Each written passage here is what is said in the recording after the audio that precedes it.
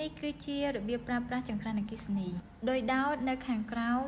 មុននឹងប្រើប្រាស់បានយើងត្រូវបើកចង្ក្រានជាមុនសិនដោយចុចសញ្ញាសារឲ្យជាប់ភ្លើងនឹងលោតឡើងនៅផ្នែកខាងស្ដាំដៃបន្ទាប់មកយើងចុចប៊ូតុងបើកឲ្យជាប់ភ្លើងនឹងលោតឡើងនៅខាងឆ្វេងដៃប៊ូតុងមួយនេះគឺជារបស់ចង្ក្រានខាងឆ្វេងដៃបងប្អូនអាចបន្ថយភ្លើងឬក៏បន្លឺភ្លើងនៅពេលដែលបងប្អូនធ្វើម្ហូបចំណែកឯប៊ូតុងនៅកណ្ដាលគឺជាប៊ូតុងសេតពេលវេលាក្រឡេកមើលប៊ូតុងជាប់នឹងវិញគឺជាប៊ូតុងរបស់ចង្ក្រានខាងលើផ្នែកមួយនេះដូចគ្នាបងប្អូនអាចបន្ថយឬក៏ដំឡើងកម្ដៅបានតាមចិត្តចូលមកដល់ពីរបៀបបិទម្ដងបងប្អូនចុចនៅលើប៊ូតុងសារឲ្យជាប់នោះភ្លើងក្រហមនឹងលោតឡើងបើឃើញភ្លើងនៅបែបនេះបានន័យថាមិនទាន់បិទតើតែរលត់ភ្លើងបែបនេះទើបចង្ក្រានយើងបិទចូលមកដល់ពីរបៀបប្រើប្រាស់បំពង់បើកផ្សែងម្ដងបងត្រូវដោតដូចជាមុនសិនយើងត្រូវទាញរនាំងចេញដើម្បីបើកភ្លើងប៊ូតុងបើកភ្លើងគឺនៅខាងឆ្វេងដៃឯប៊ូតុងនៅខាងស្ដាំដៃគឺជាប៊ូតុងបើកបិទបំពង់ខ្យល់ពេលបងប្អូនប្រើប្រាស់រួចបងប្អូនទាញរនាំងចូលវិញដើម្បីយើងបិទបំពង់ខ្យល់